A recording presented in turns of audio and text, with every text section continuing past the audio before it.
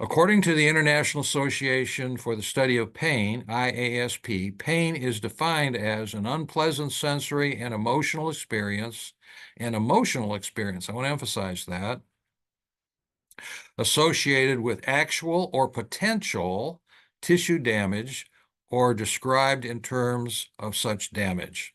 That is the official definition of pain. It can be physical, it can be emotional, or a combination of both. And usually pain, physical pain, usually has a significant emotional component too, because it brings up fear. A lot of pain then will create fear in the patient, which drives the emotions, and frequently fear itself drives the patient in the emergency department.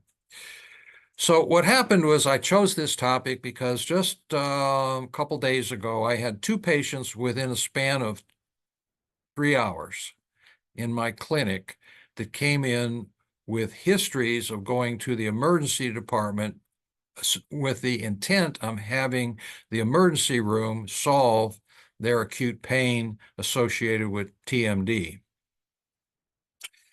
Now, neither of these patients knew at the time of their arrival in the emergency department that's what their problem was, but they went to the emergency room.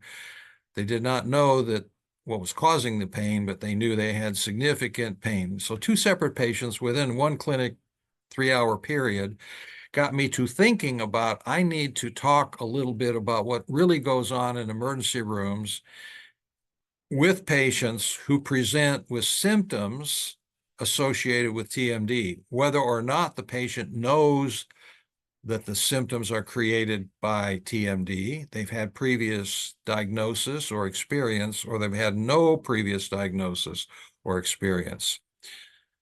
Sometimes emergency department doctors are clever enough where they can actually rule out all other evidence of the pain or all other causes of the pain, and sometimes they can.